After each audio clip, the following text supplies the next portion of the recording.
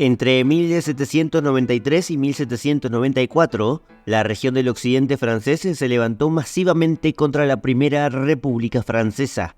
Las poblaciones del oeste, antiguamente de los condados de Anjou y de Poitiers, estaban muy arraigadas al catolicismo y rápidamente vieron que la revolución estaba yendo demasiado lejos. Habían eliminado la monarquía, fundado una república y hasta ejecutado al rey.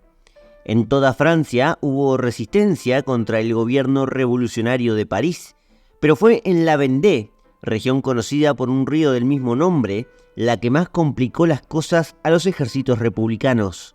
En nombre de Dios y del rey, los vandianos formaron un gigantesco ejército liderado por nobles locales, que fueron forzados por el propio pueblo llano a tomar las armas.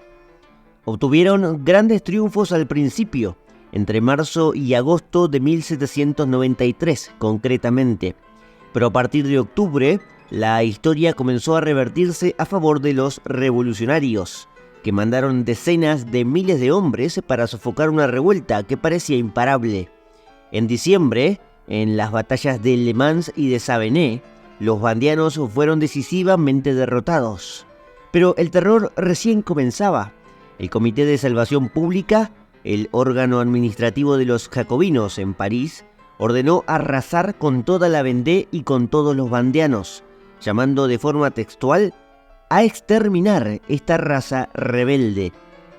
La orden fue ejecutada por los verdugos y provocó cerca de 200.000 muertos, la mayoría de ellos civiles, y en una población que no superaba las 700.000 almas.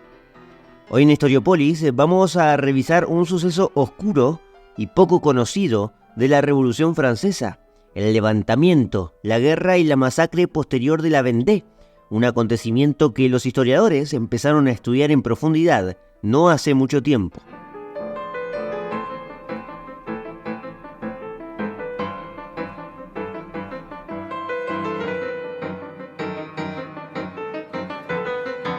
La Vendée tiene muchos significados en Francia. Para empezar, en la actualidad es un departamento de la región del Loira. Francia tiene 18 regiones y el país del Loira es una de esas regiones donde se encuentra un departamento con el nombre de Vendée. Para entenderlo vamos a utilizar un mapa y así es como vamos a empezar este capítulo, con mapas. Vamos a usar varios mapas para primero entender la geografía de la zona de la que vamos a hablar hoy. La palabra Vendée proviene de una denominación de origen galo, de la palabra vindo, que significaría blanco o deslumbrante, lo que da a entender que los galos identificaban al río con un matiz sagrado, divino. Es precisamente el río lo que le da nombre a toda esa zona. El río Vendée es un afluente del Sebrenne y Ortaz, un río costero del Golfo de Vizcaya. Por algunas zonas, el río Vendée marca la frontera del departamento Vendée, pero por unos pocos kilómetros. La región actual, como dije, es el país del Loira, dentro de Francia. Es una de esas 18 regiones y la Vendée está al sur del río Loira. Antiguamente, esta zona era parte del Poitou, de ahí que tenemos en la Edad Media el condado de Poitou, con su capital en Poitiers, ciudad muy importante. De ahí, allí se produjo la famosa batalla de Poitiers del año 732, si no me equivoco, cuando Carlos Martel vence a los musulmanes. Así que el Poitiers ya tenía historia y el condado de Poitou también.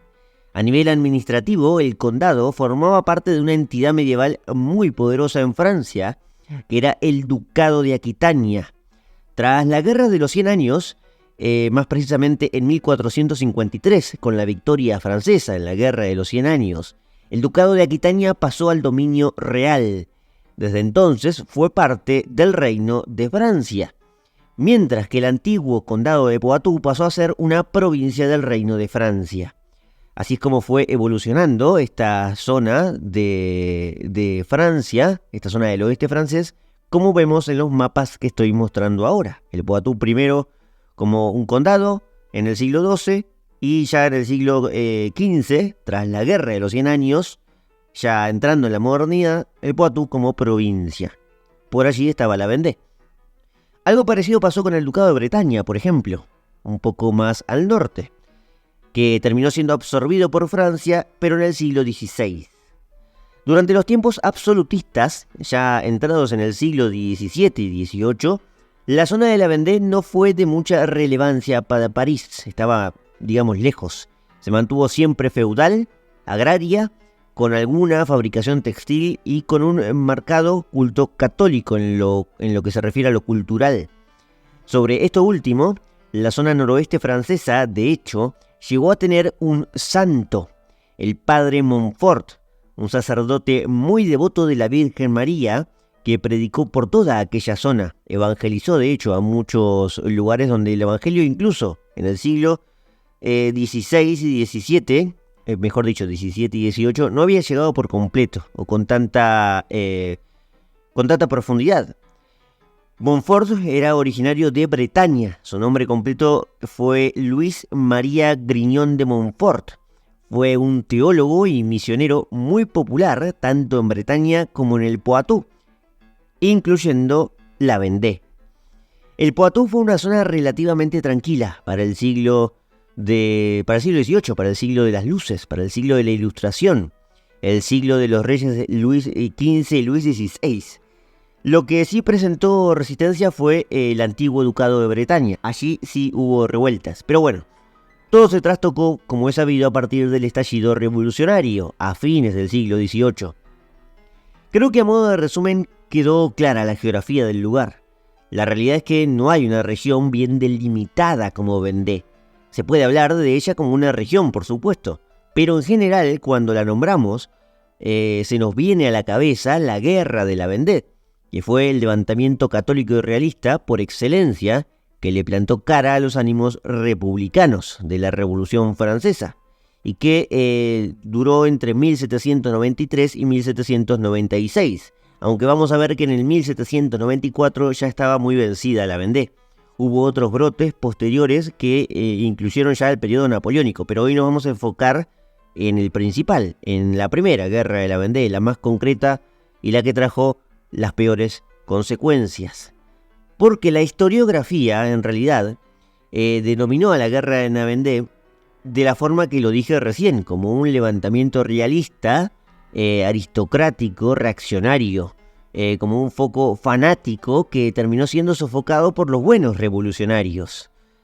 Esta fue la versión oficial, de hecho, versión que ocultaba las masacres y que la tapó con mucha fuerza la Tercera República Francesa, ya mucho tiempo después.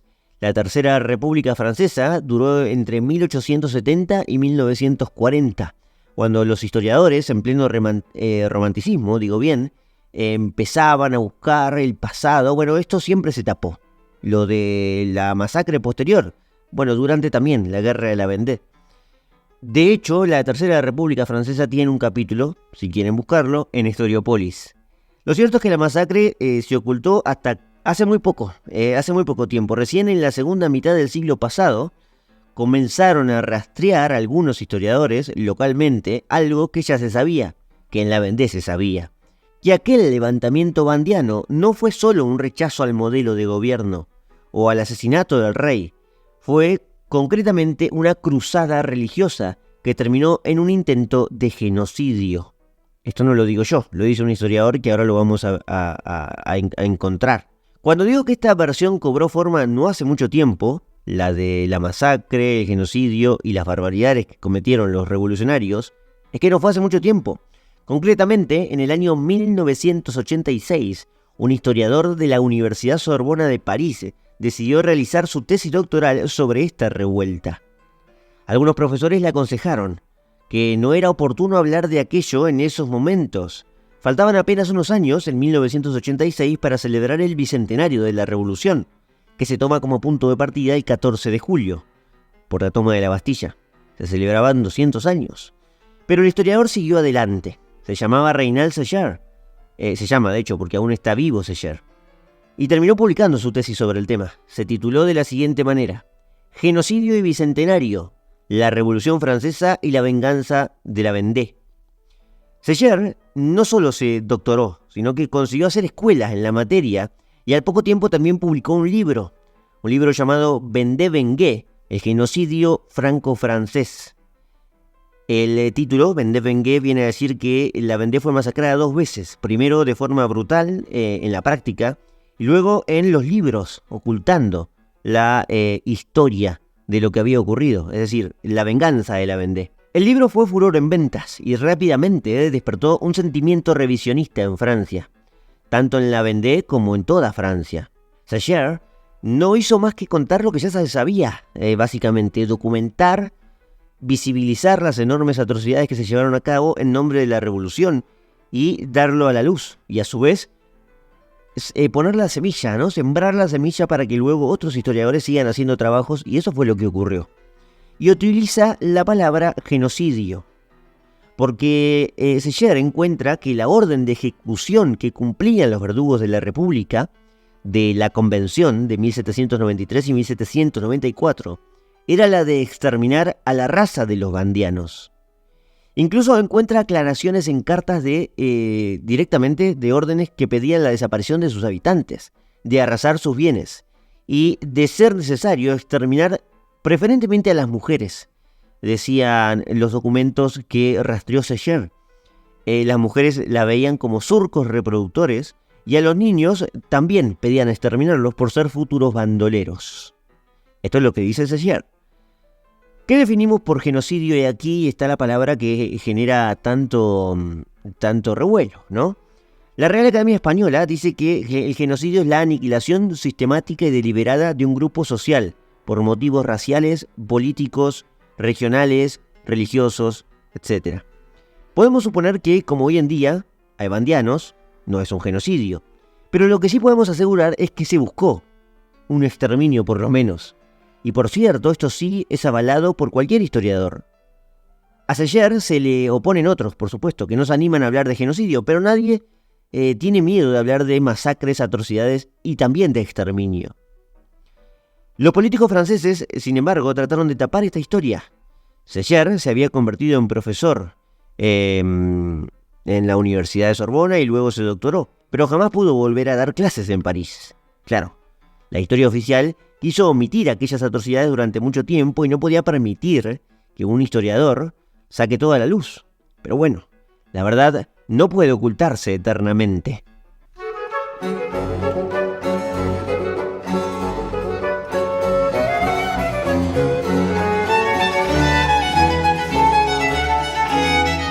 Pero, ¿qué pasó exactamente en la Vendée? ¿Cómo estalló todo el conflicto? ¿Cómo terminó también, no? ¿Quiénes fueron los protagonistas y cuáles fueron esas atrocidades? Son algunas preguntas que, por supuesto, nos podemos hacer y nos hemos hecho. Yo mismo me las hice antes de empezar este capítulo. Así que ahora sí vayamos a los hechos directamente, a la historia.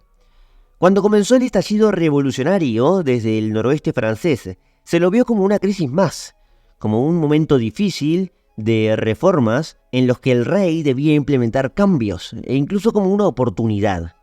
Pero bueno, rápidamente se destaparon los ánimos caldeados, con la toma de la Bastilla primero, en julio de 1789, y luego con las decisiones políticas que comenzó a tomar la recientemente creada Asamblea Nacional. La Asamblea tenía diputados de todo el reino, incluso diputados del Poitou y de Bretaña, por supuesto de la Vendée, que incluían también a sacerdotes de esta zona. Los sacerdotes forman una gran parte de la Asamblea Nacional, y en los 3 estados. Bueno, en el aristocrático no, pero en el estado del clero, por supuesto, y en el estado llano, el tercer estado, hay muchísimos sacerdotes. Pero bueno, en París se respiraba otro aire. No solo se respiraban cambios políticos, como sí podía ocurrir también en otras zonas del interior. En París ya se sentían algunos ánimos muy antirreligiosos. Cuando eso se olfateó en las zonas más alejadas de París, comenzó a causar un poco de ruido. Este sentimiento escaló rápidamente ya en noviembre de 1789, con una decisión política de la Asamblea, como venía diciendo, que fue concretamente un decreto que le confiscaba los bienes a la Iglesia Católica. Aquí ya la cosa estaba muy clara, ¿no? Ya de entrada se podían sentir esos ánimos y ahora el decreto caía para darle la razón a los que en la Vendée estaban diciendo, ojo con esto, podemos hacer reformas, todo lo que quieran, pero a mí déjenme ir a misa y no se metan con mi fe ni con la iglesia. Bueno, el descontento igualmente ya desatado de forma más brutal ocurrió al año siguiente, en julio de 1790, cuando la Asamblea Nacional tomó otra decisión política contra la iglesia. Sancionó la Constitución Civil del Clero. Este decreto significaba ya romper con la Iglesia Católica, romper con Roma. Básicamente significaba nacionalizar la Iglesia y convertirla en una iglesia francesa, lo que se conoce como el galicanismo. Y por supuesto, tener bajo control a todo el clero francés. Los grandes cargos eclesiásticos con esta constitución ya no serían nombrados por el Papa, que no tenía ya que ni cortar ni pinchar en Francia. Sería todo nombrado por la Convención Nacional. Bueno, no sé, todavía no era Convención Nacional, pero por la Asamblea, por el Estado francés, liderado, por supuesto, directamente desde París.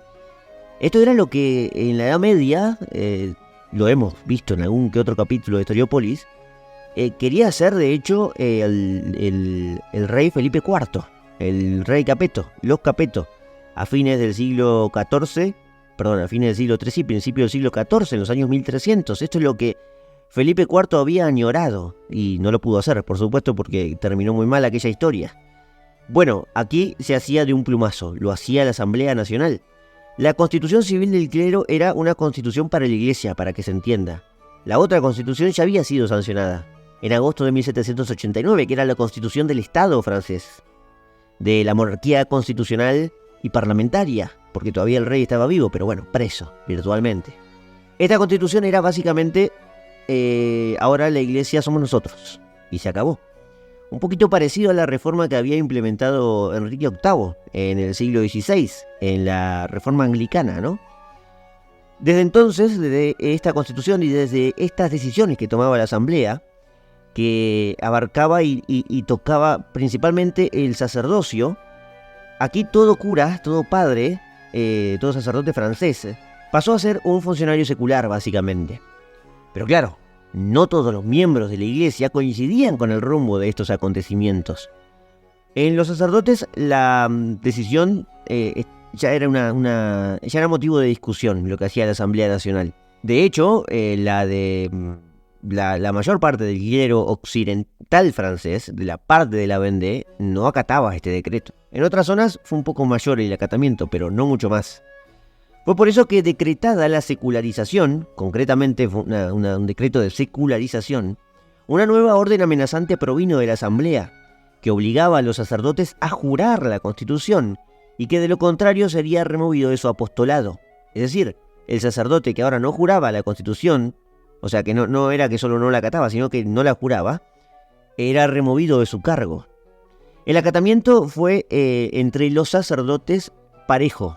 En realidad los historiadores que manejan números están divididos. Se puede establecer que si había una mayoría de sacerdotes que no juraba, alrededor del 52% andaba, pero no mucho más. El asunto es que la decisión de no acatar tal juramento venía principalmente de los obispados. Los obispos no querían saber nada con esto. Miren lo curioso de esto. Si no tengo mal las cuentas, había alrededor de 70 obispos en Francia y solo 3 juraron la Constitución. Y esto sí es un número muy importante. El texto de la juramentación decía lo siguiente: por decreto de la Asamblea Nacional y de acuerdo con la Constitución Civil del Clero, todos los eclesiásticos prestarán el juramento requerido un domingo después de la misa, en presencia del Consejo General de la Comuna y de los fieles.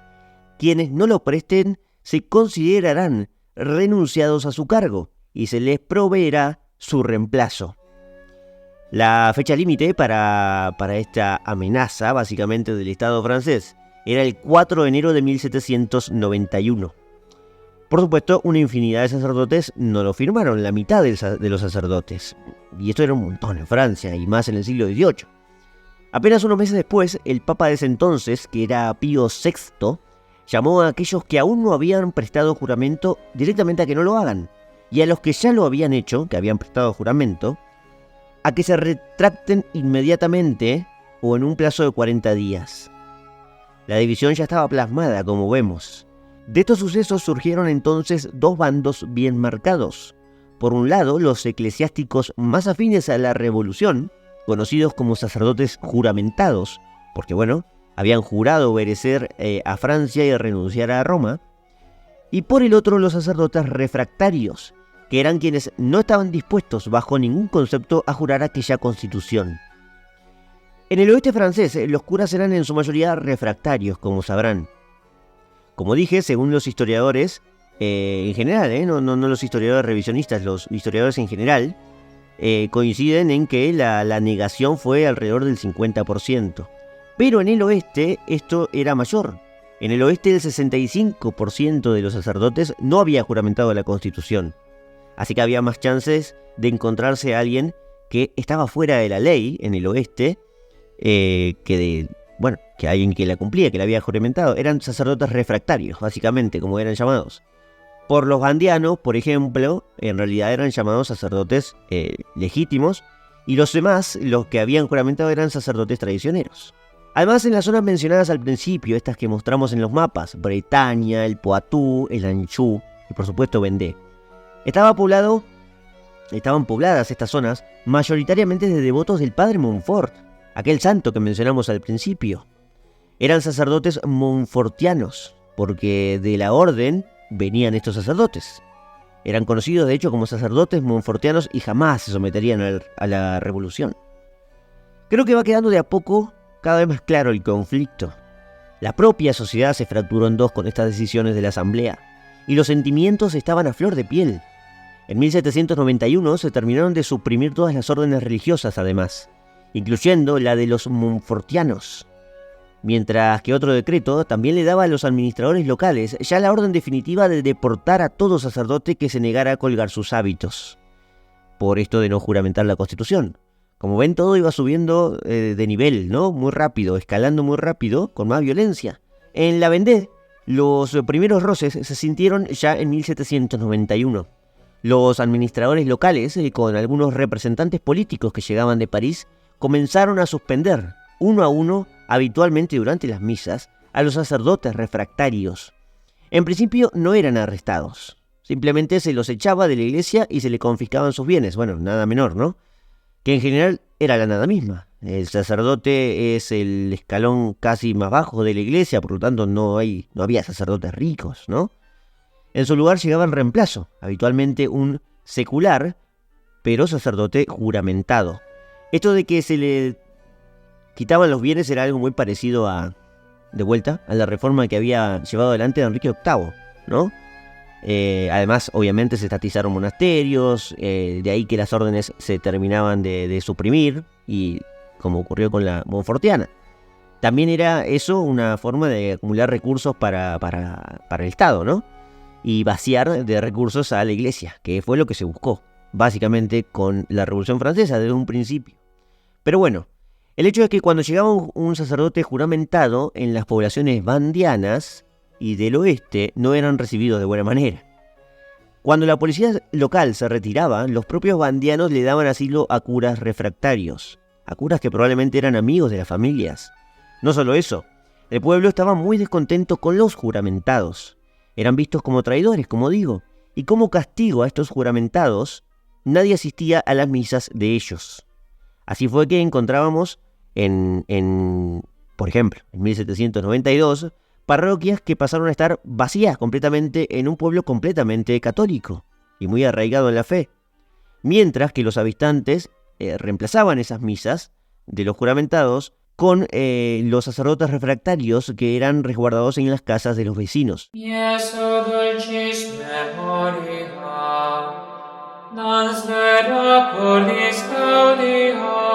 Así las cosas, como dije recién, la violencia ya estaba ahí, a punto de aparecer. Y en 1792 ya tenemos entonces sacerdotes encarcelados y deportados, y algunos también asesinados. Los deportados iban a parar a las cárceles de la Guayana, en América. Al principio no fueron muchos, pero la semilla de la discordia ya estaba sembrada. La gota que rebasó el vaso fue la leva masiva dictada por la República en febrero de 1793. Un mes antes, en enero, habían guillotinado a Luis XVI en un juicio bastante polémico, del cual tenemos un capítulo en Historiópolis, que se llama La ejecución de Luis XVI. La leva masiva llamaba al levantamiento de todos los franceses entre 18 y 65 años. La gente de campo, el francés de a pie, dijo literalmente basta con esto. El levantamiento de las poblaciones rurales del interior no se hizo esperar y fue masivo. Básicamente, los vandianos, que ya venían azotados por un régimen que veían como muy antirreligioso y que les estaba haciendo la guerra a ellos y no a las potencias, si iban a dar la vida por una causa, no querían que sea por la República, que por cierto ya era una república, sino que si tenían que dar la vida y morir, iban a hacerlo en nombre de Dios y del rey, o de la monarquía, porque el rey ya estaba muerto. Así que era obvio entonces que el levantamiento de las poblaciones sea masivo en el interior. Veamos un ejemplo de esto, que creo que ya lo comenté, pero acá lo pongo en cifras concretas. En 1790 la Asamblea Nacional había reorganizado administrativamente al país. Como suprimió la nobleza y el clero, la división se estableció en departamentos. Ya no había ducados y condados, eso era antiguo. Se crearon 83 departamentos en Francia y uno de ellos era el de la Vendée. Pero atención, de esos 83 departamentos, para 1793 hubo 60 departamentos que se levantaron contra la revolución. Es decir, esto no fue algo de la Vendée. O sea, esto nos da a entender el escenario. Hubo una contrarrevolución muy marcada. No fue solo en la Vendée ni en el oeste francés. Ni siquiera fue solo en el oeste francés, que ya es bastante. En el Valle del Ródano, en Bordeaux, en Marsella, en Toulouse, en Normandía, en Lyon. De hecho, en Lyon, uno de los amigos de Napoleón provocó una masacre tremenda. En todas zonas del interior de Francia había actos contrarrevolucionarios. Hablamos, como ven, de ciudades importantes, históricas. Por supuesto, a estos levantamientos se sumó la Vendée. Entonces, ¿por qué la Vendée destacó sobre las demás? Es una buena pregunta. Porque allí la revuelta sí fue masiva. Y porque principalmente estaban dispuestos a dar la vida, ya no por frenar la revolución, sino por la fe, por el catolicismo, y fue por eso que se llevaron las peores consecuencias. Para los vandianos, la idea de organizarse contra lo que consideraban un abuso, contra la fe y contra la patria, ya estaba premeditada. Como digo, poco a poco, ellos ya se dieron cuenta. Para principios de 1790 o mediados de 1790 ya sabían que en algún momento eso iba a pasar. Tarde o temprano ellos serían tocados por la sangrienta coyuntura. Y así fue que en marzo de 1793 ocurrió la primera escaramuza, ya para entrar en la guerra. Los Blues, como eran llamadas las milicias republicanas, abrieron fuego contra una masa de jóvenes que se negaban a alistarse en los ejércitos. Francia quería carne de cañón de jóvenes que se sumaran a las guerras contra el Sacro Imperio. Entonces aquí los jóvenes dijeron que no y fueron asesinados en masa. Los Blues tomaron entonces como prisioneros a otros cientos de vandianos, entre ellos sacerdotes. Los llevaron a Nantes, la ciudad más importante de la zona. Allí los juzgaron y allí los guillotinaron. Esta primera purga rondó entre las 400 y 800 víctimas vandianas, ya de entrada. La guerra claramente estaba iniciada, no había más nada que hacer. El pueblo estaba dispuesto a tomar las armas. Los republicanos estaban dispuestos a matar todo lo que sea posible si le decían que no. Pero claro, los vandianos no tenían líderes, no tenían jefes militares de trayectoria, de gran trayectoria como si habían en el bando republicano. Así que fueron a buscar a los nobles locales, para que estos encabezaran el levantamiento. La nobleza local del Poitou o del Anjou, antiguamente medieval, no era sumamente poderosa. De hecho, la nobleza, como se había evaporado durante el absolutismo de Luis XIV, XV, XVI, tenía poco poder. Tenían carrera militar, eso seguro, pero poco poder, poca riqueza. La propia monarquía absolutista de los Luises de los Borbones, claro, se había encargado de destruir lentamente a la nobleza de todos los lugares de Francia, que antiguamente había sido un contrapeso histórico que significaba un freno a los poderes de la realeza. Por lo que en la Vendée solo había algunos condes menores, marqueses y señores, y no había mucho más. Pero con eso bastaba, la verdad, para los pobladores de la Vendée, porque tenían alguna experiencia militar, como digo, y algún caudal de armamento suficiente para formar un ejército. La nobleza se vio básicamente que había una cantidad de hombres como nunca se habían imaginado que les iban a pedir que lideraran un ejército. Además, la nobleza del oeste francés no era la misma nobleza de Versalles, esto hay que decirlo, no estaba empapada de ilustración, ni tenía grandes lazos con los centros de poder de París. Algunos sí, por supuesto. Algunos de ellos eran, sí, alguno ilustrado, pero finalmente se terminó jugando por la Vendée, porque vio lo masivo que fue aquel levantamiento. Estaban libres, digamos, de actuar a favor de la realeza y los que no terminaron actuando igual, a favor de la realeza y de la religión, por supuesto. Ahora sí, algo sabían y lo tenían muy claro. Sabían que una derrota era perder absolutamente todo. Significaba perder todo el prestigio de generaciones y generaciones. Por eso en muchas revueltas anteriores a esta, la nobleza podía rebelarse, pero a la larga cedía, y el pueblo quedaba descabezado en los levantamientos, y allí se sofocaba la insurrección. Aquí no ocurrió eso. Aquí la nobleza local se entregó de lleno a la causa. Y así fue que se formó un ejército contrarrevolucionario en la Vendée, que adoptó un nombre muy concreto y muy visible. Se llamó el Ejército Católico y Real. Por más rimbombante que sea el nombre, el ejército no tenía un uniforme formal, no era como los republicanos que se vestían de azul. Así que simplemente usaban ropa común. Lo que sí tenían era una insignia, era un símbolo, el símbolo del Sagrado Corazón, que así se empezaron a identificar a los vandianos. Hasta el día de hoy, el escudo del departamento de la Vendée representa el Sagrado Corazón. Entre sus líderes estaba el marqués de Bonchamps, por ejemplo, el marqués del Bé. Por eso decía que los marqueses mandaban las milicias, no había grandes duques, por ejemplo, ya para esta época. En la aristocracia más baja destacaban muchos jóvenes, como fue el caso de Roger Jacquelin. El nombre completo, para que lo conozcan, fue Henry de la Rochelle Jacquelin. Fue el general más joven, con apenas 19 años, que se alistó en los ejércitos. Y entre el pueblo destacó con fuerza un tal Jacques Châtellerault, que ni siquiera era militar o de ascendencia noble. Destacaron otros también, pero estos fueron los más importantes. Châtellerault era un vendedor ambulante de la Vendée, que a sus 30 años decidió unirse al ejército católico y real, y ya había tenido con su esposa 12 hijos. Esto era normal encontrarlo en la época, muchos hijos, mujeres siempre embarazadas, y de hecho representaban gran parte de la población en el oeste. Los revolucionarios, sabedores de esto, sabedores de que había una desventaja allí, no iban a tener ninguna piedad frente a esta situación.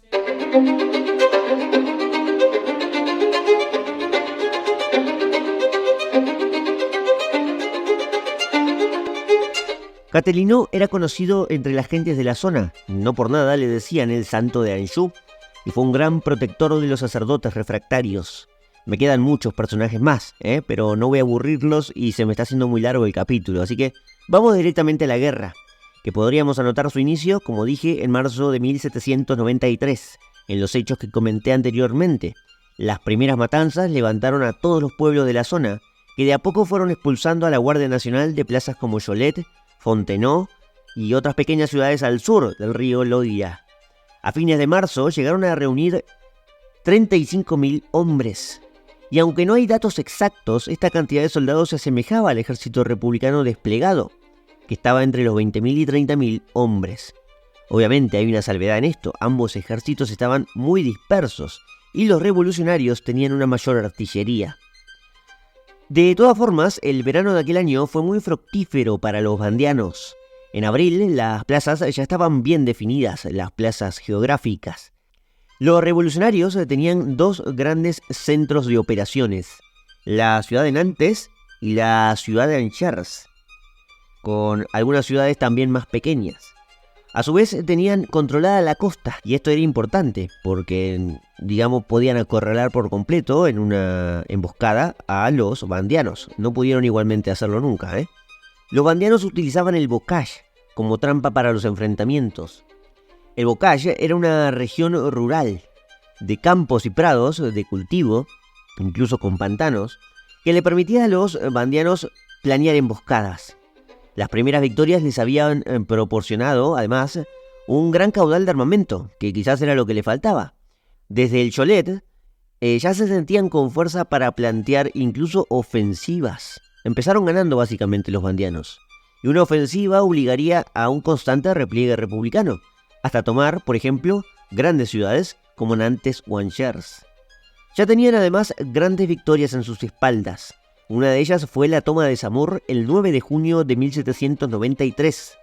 Allí la victoria fue capitaneada por el líder del pueblo, Catelinó, quien al finalizar la batalla dijo que no había otra forma de ver en aquel triunfo un apoyo directo de la divina providencia. Desde París comenzaron a prestar mucha atención a lo que sucedía en el oeste, mientras las revueltas que mencionamos en otras ciudades como Bordeaux, como el Lyon, revueltas que eran sofocadas, y Francia además ya estaba en guerra con las potencias europeas, veían que había un foco peligroso en la Vendée, que no solo no se rendía cuando perdían una batalla, estaba incluso dispuesta a dar la vida por la causa. No solo eso, además estaban triunfando. Fue entonces que llamaron desde París fuerzas que estaban en los focos de los conflictos contra las potencias europeas. Una de esas fuerzas la fueron a buscar a Alemania. Fue el batallón de Maguncia, que se dejó la zona alemana y tuvo que recorrer toda Francia hasta la Vendée. Mientras los republicanos se reforzaban, los vandianos apostaron todo a un asalto a Nantes. Como dije, era una de estas ciudades claves que atravesaban el Loira y que eran las más importantes. Pero bueno, tras varios días de asedio salieron derrotados de Nantes. Aquello fue un golpe a la moral, un golpe importante, porque en la batalla de Nantes además fue herido de muerte Catelinó. Como dije, este padre de familia de 30 años con 12 hijos. Eso significaba una enorme pérdida. La batalla de Nantes se llevó a cabo el 29 de junio de 1793. El ejército de Maguncia, que venía de Alemania, estaba capitaneado por Jean-Baptiste Kleber, uno de los generales más importantes de Francia. Dicho cuerpo entró en acción en la ciudad de Turfu en septiembre. El primer duelo generaba mucha tensión entre los soldados de la Vendée, pero contra todo pronóstico volvieron a triunfar. Fue en la batalla de Turfu, precisamente, el 19 de septiembre de 1793. Es decir, los vandianos todavía podían sobreponerse a una derrota como fue la de Nantes de fines de junio, y en septiembre ganarle nada más y nada menos que al ejército de Maguncia de Kleber. Pese a la derrota, Kleber conservó el grueso de su tropa y logró retroceder a Nantes, que todavía era republicana, y lo fue en casi todo momento. Y aquí estaba la debilidad militar de los vandianos, y es que las victorias, por muy heroicas que fueran, nunca terminaban de ser decisivas. No tenían la fuerza ni la logística para cortar una retirada o para aniquilar al ejército rival. Este se recomponía en Nantes o en Angers, recibía refuerzos y volvía al acecho, sin sumar los miles de revolucionarios que fueron liberados por los vandianos, liberados por puro perdón, por misericordia. Como dije, de verdad, estos eran muy religiosos. Kleber se recompuso entonces en la ciudad de Nantes, volvió a tomar la ofensiva, avanzó ciudad por ciudad y chocó con los vandianos en Cholet, que era de hecho uno de esos lugares vandianos a muerte, porque habían ganado allí todas las batallas. En este choque el despliegue militar ya hizo la diferencia, comenzó a verse la diferencia en números, y los revolucionarios salieron victoriosos. La batalla de Cholet, que tuvo lugar el 17 de octubre de 1793, dejó grandes pérdidas vandianas y cambió todo el rumbo de la guerra. Fue un punto de quiebre, de hecho, porque la suerte, digamos, aquí comenzó a darse vuelta para los vandianos. Aquí resultó además herido de muerte el marqués de Bonchamps, quien antes de su muerte pidió que no ejecutasen a 50.000 prisioneros republicanos que igualmente eran una barbaridad para la época. Como dije, los ejércitos rondaban entre los 20, 25, 30 mil, bueno, 5 mil, era un 15% tranquilamente de un ejército. Al mismo tiempo, mientras el marqués de Bonchamps, del lado vandiano, el lado enemigo ejecutaba a más de 400 que habían quedado heridos en manos de los patriotas. Por cierto, denme un segundo que les quiero nombrar cómo se llama el marqués de Bonchamps. Charles de Bonchamps, ahí está, para que lo puedan buscar bien, pero lo pueden encontrar fácilmente, me imagino, en internet. Como digo, mientras el marqués perdonaba a 5.000 prisioneros, del otro lado, los que quedaban heridos eran masacrados. La orden de Kleber, de hecho, fue no perdonar a nadie. Los ejecutó a todos en un hospital, y así lo cuenta Kleber en sus propias memorias. Dice: se encontraron en el hospital 400 heridos que fueron inmolados en venganza por sus actos, y cuyas gargantas fueron degolladas en los carros de las ambulancias. La derrota en Cholet del 17 de octubre de 1793 obligó a ejecutar un plan ya distinto entre los vandianos, que ya venían manejando desde antes, que era el de buscar apoyo en el norte, en Bretaña, y luego de Bretaña recibir ayuda inglesa vía el Canal de la Mancha. Esta era una gran opción y una opción muy esperanzadora. La ayuda desembarcaría en el puerto de Granville, ya bien al norte. Básicamente era un breve giro de la campaña hacia el norte para volver recargados hacia la Vendée. Esto por eso los mapas que están puestos son muy importantes. Pero bueno, aquello entrañaba varios riesgos también. El primero era descuidar la Vendée, primer punto importante. Y el segundo era la ayuda de Inglaterra, que nunca existió. Inglaterra no puso un solo soldado en suelo francés. De hecho, diría que casi nunca lo puso en la guerra, en las guerras napoleónicas recién pondría gente en España, recién en 1800, después de 1810, ¿no? Así que Inglaterra se encargó de no meterse demasiado y salió bastante favorecido de las guerras napoleónicas. Pero bueno, para llevar a cabo este plan, los vandianos, que finalmente ejecutaron este plan, debieron primero cruzar el río Loira, y este no era un cruce fácil, implicaba mover de costa a costa miles y miles de personas, y en especial mujeres y niños. Lograron finalmente hacer el cruce, y abrieron una segunda parte de la guerra que se desató al norte del Loira. Es conocido este cambio en la guerra por los historiadores como el giro de la galerna, ya que galerné es una palabra bretona que designa al viento del noroeste, y allí fue donde encararon los vandianos. Al norte del Loira entonces la guerra continuó, y pese al desgaste, arrojó buenos resultados todavía para los vandianos, que encontraron un gran apoyo de los chouanes. Los chouanes eran otros insurgentes realistas de origen bretón, que eran liderados por Jean Chouan, de ahí que se hayan llamado chouanes. Pero bueno, la realidad es que a cada batalla las pérdidas eran cada vez más dañinas para los realistas. Y todo ese desgaste se hizo sentir en Granville. Es decir, llegaron a este puerto donde iban supuestamente a recibir fuerzas inglesas, al puerto del Canal de la Mancha. Pero bueno, la ayuda inglesa nunca apareció. Entrados entonces ya en diciembre, los vandianos, azotados además por el hambre y por la enfermedad, ya vamos casi un año de guerra, decidieron regresar a la Vendée. Pero ya era demasiado tarde. Al sur del Loira, durante esos 2 meses del giro de la Galerna, como fue llamada esta campaña, los republicanos habían encontrado a la zona algo despoblada, y allí, despoblada de ejército digo, no de civiles, y allí aprovecharon para desatar el infierno.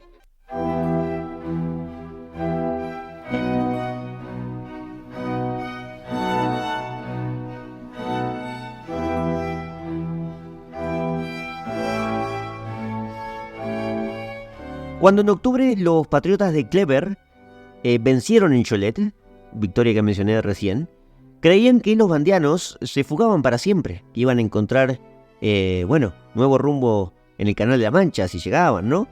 A tal punto de que Kleber lo pensó así, que lo informó a través de una carta a la Convención de París, la Convención Nacional.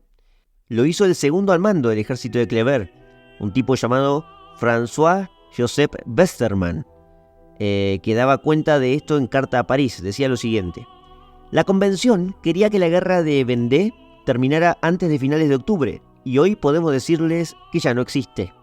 Una profunda soledad reina actualmente en el país ocupado por los rebeldes. Solo hemos dejado atrás de nosotros cenizas y cadáveres. Esto decía Westermann, y ojo con este hombre, ojo con Westermann, porque será conocido como el carnicero de la Vendée, y va a protagonizar las peores atrocidades. Volviendo entonces a los vandianos, intentaron volver al sur del Loira, pero ya desgastados, con muchas bajas, con escasez de alimentos y machacados por la enfermedad, sufrieron las derrotas definitivas. Nunca pudieron volver a cruzar el Loira de vuelta, de hecho. Lo intentaron por Angers, por otros pasos, pero los republicanos obstruyeron siempre ese camino. En la ciudad de Le Mans, al norte del Loira, fueron azotados por una brutal artillería el día 12 y 13 de diciembre de 1793. Lo que quedó de aquel ejército, y que no fue mucho, y que con suerte de hecho llegaba a los 10.000 hombres, escapó río arriba hacia Savenay, de vuelta sin poder cruzar el Loira. En la batalla de dicha ciudad, en la batalla de Savenay, del día 23 de diciembre de 1793, se terminó el levantamiento realista, básicamente. La derrota fue decisiva. Los vandeanos habían perdido, justo antes de Navidad. Pero lo peor estaba por venir todavía. A las derrotas de los vandeanos les sobrevino la masacre, la tortura, los asesinatos en masa y la intensa búsqueda de limpiar la zona por completo, de que no quede ni un vandeano católico y realista. Y es que la idea de exterminar, de borrar la región levantisca, que tanto había complicado las cosas, y también a sus habitantes, ya estaba aplicándose desde antes por órdenes de París. No es que cuando fueron derrotados casi en Navidad del año 93 comenzó la masacre. No. La orden venía ya de hacía rato. Y los generales lo sabían. De hecho, algunos generales que no eran lo suficientemente crudos eran llevados a París, o de hecho a Angers o a Nantes, y eran guillotinados por débiles, por desleales. El 1 de agosto de 1793, unos meses antes, como ven, de la derrota en Savenay, la Convención Nacional, dominada ya por los jacobinos, aprobó una ley de aniquilación total de la Vendée. En aquella sesión, un diputado moderado, no jacobino, moderado, llamado Bertrand Barreret, tomó la palabra y en su discurso abogó directamente por el exterminio de una raza rebelde. Dijo de la siguiente manera, y aquí empiezo a leer algunas cartas para entender que esto no es chiste, que esto es real. Después de haber dispuesto la defensa exterior, volvamos a estos departamentos cuya gangrena política, amenaza con devorar la libertad. Tendremos paz el día que el interior esté en paz, que los rebeldes sean sometidos y los bandidos exterminados. Las conquistas de las potencias extranjeras serán nulas el día en que el departamento de la Vendée pierda su nombre infame y su población parricida y culpable. No más Vendée, no más realeza. No más Vendée, no más aristocracia. No más Vendée y los enemigos de la República habrán desaparecido. Aquí, el comité ha preparado medidas que tienden a hacer desaparecer sus escondites, a quemar sus bosques, a talar sus cosechas y a exterminar esta raza rebelde.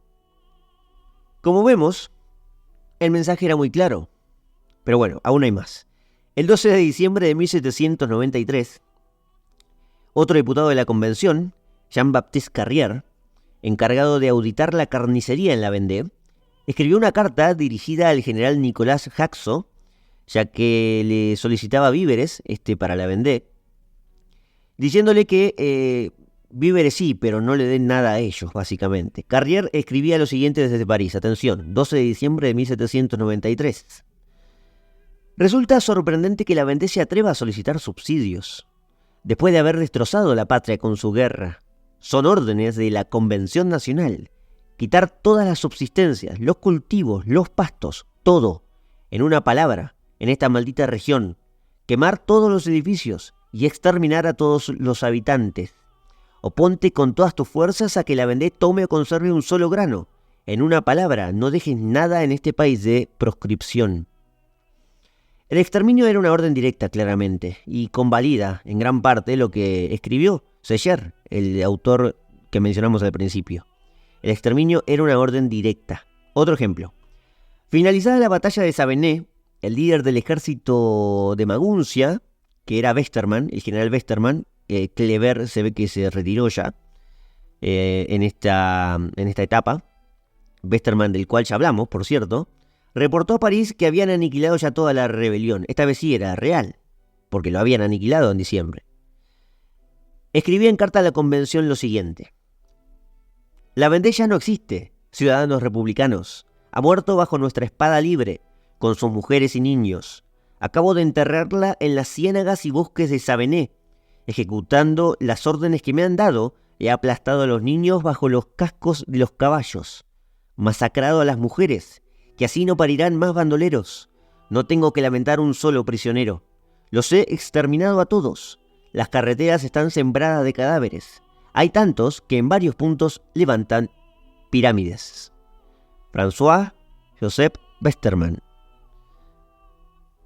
Esto es después de la batalla de Savenay, así que probablemente lo está escribiendo en Navidad.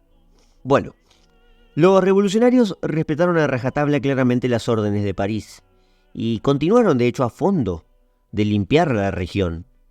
Ya al año siguiente, en 1794, el Comité de Salvación Pública designó un ejército especial, conocido como las Columnas Infernales, para limpiar ya definitivamente toda la región. ¿Qué pasaba exactamente? La guillotina, que era el método más eficaz y rápido que habían creado, que se utilizaba sin descanso, para fines de 1793, de hecho, y principio del 94, a pesar de su eficiencia en la ejecución para matar, no terminaba dando abasto para lo que querían hacer en la Vendée. Decenas de miles de vandeanos fueron llevados a Nantes y Angers, donde rápidamente se los juzgaba, condenaba y allí a la cuchilla. Pero a ese paso les llevaría años en la región, sacrificar a todos los de la región, quiero decir. Les llevaría años realmente, y no había suficiente tiempo. Matarlos a balazos tampoco alcanzaría, ¿eh? Y además implicaba el gasto de municiones, en tiempos donde la República demandaba intensamente artillería. Y otra cuestión más. Las cárceles estaban repletas, lo vemos de hecho en algunos de estos textuales. Tampoco entraban más prisioneros, y era una orden ya directa de que vacíen las cárceles.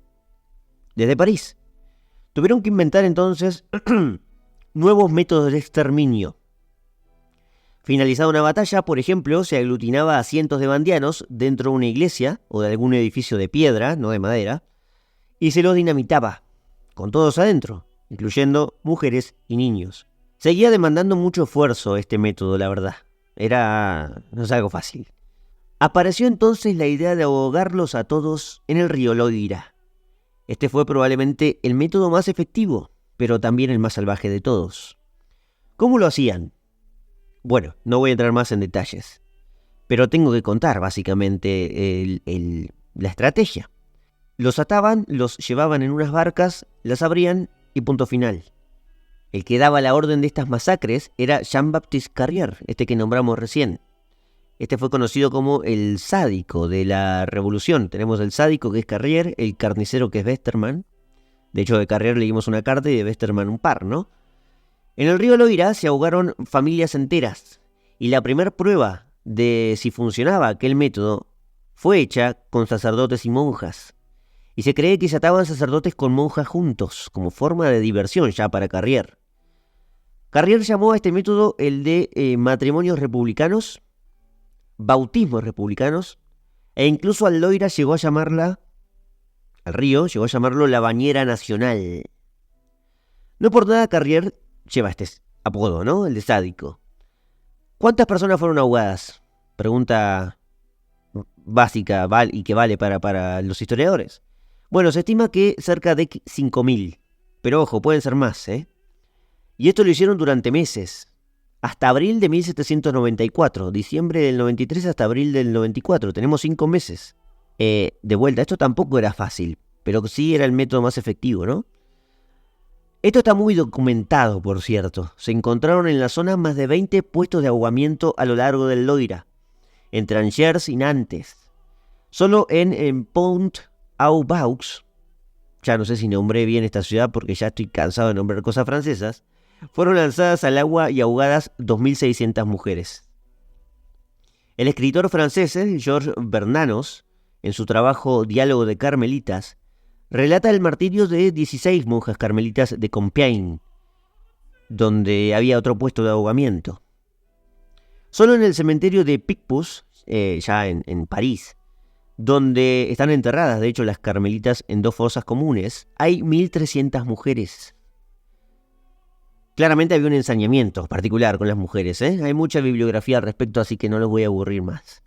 La verdad es que hubo más métodos de exterminio probados, tal como fue el caso, por ejemplo, de usar los hornos de pan.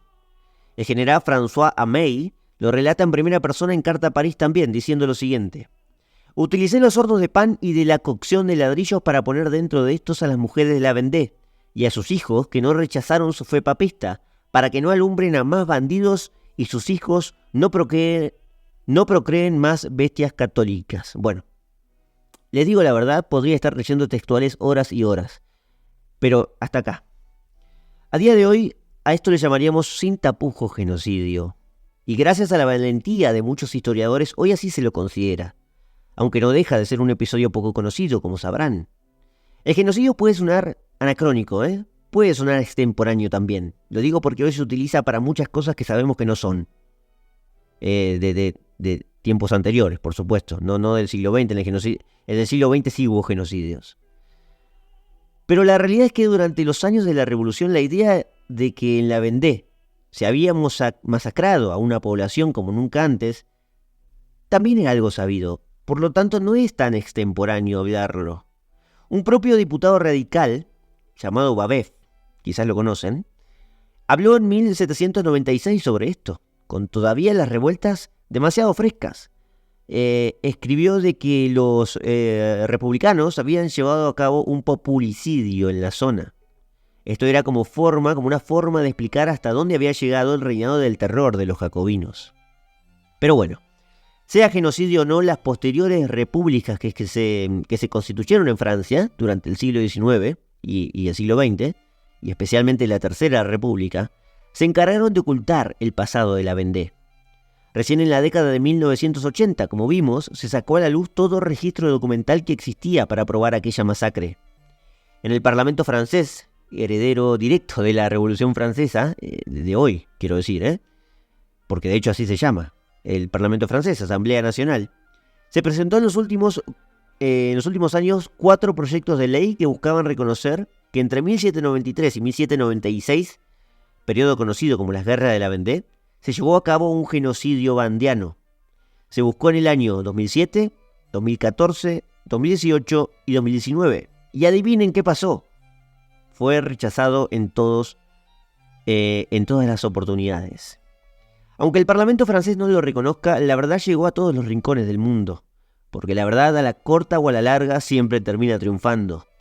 Gracias a ese triunfo, hoy sabemos muy bien que la Revolución Francesa, la que dio origen a la legitimidad de los gobiernos, que incluso llegan hasta nuestros días, fue la que también le dio origen al primer genocidio de la historia moderna.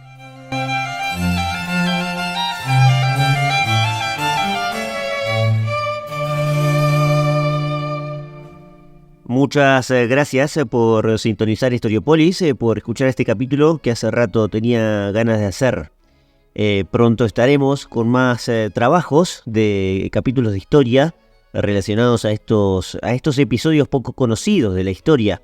Tengo por ahí en mente el genocidio armenio, pero bueno, será el año que viene, por cierto, porque aquí estamos cerrando la temporada de Historiópolis 2023.